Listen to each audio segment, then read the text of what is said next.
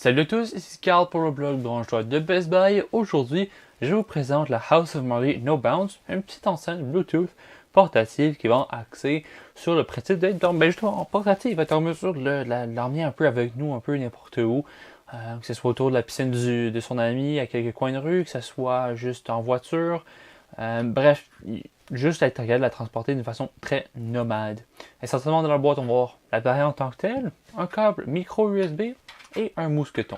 Sur le style de l'appareil, on va voir le grillage à l'avant, le logo au milieu, un côté en caoutchouc assez résistant qui va résister au choc. Je dirais pas qu'avec l'appareil le plus résistant, mais selon moi, ça devrait pardonner pour quelques coups par accident. Sur la base, on va voir une base en liège avec une autre base en caoutchouc pour le rendre très stable et isoler les vibrations de la table par exemple.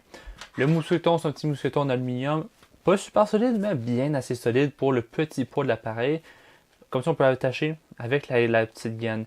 Je trouve simplement que le fil est un peu trop long parce que, en plus je dirais 4 ou 5 cm que le mousqueton ajoute, on a un autre 4 ou 5 cm avec la corde. Donc, il faudrait que la corde soit un peu plus petite pour que ce soit pratique. Le câble micro USB est de bonne qualité. Il est quand même assez solide, gainé avec les couleurs de la marque. Puis, c'est pas mal ça. Au niveau de l'appareil, on va voir un bouton d'alimentation, le bouton plus et moins pour le volume, une connectique waterproof pour l'audio 3.5 mm et le micro USB pour charger l'appareil. L'appareil est en Bluetooth, on supporte toutes les fonctionnalités d'appel, etc. Il y a un petit trou pour le micro. Puis voilà. Au niveau du son, c'est un son qui est très enceinte Bluetooth pour être très honnête.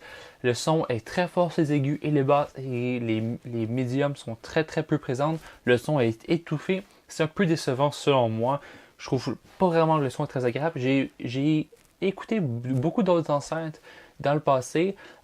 Toutes les enceintes Bluetooth ils sont dans ce style-là, mais c'est vraiment présent. Je sais pas si c'est à cause de la taille, puis la forme de l'appareil, mais le son, il manque vraiment d'espace.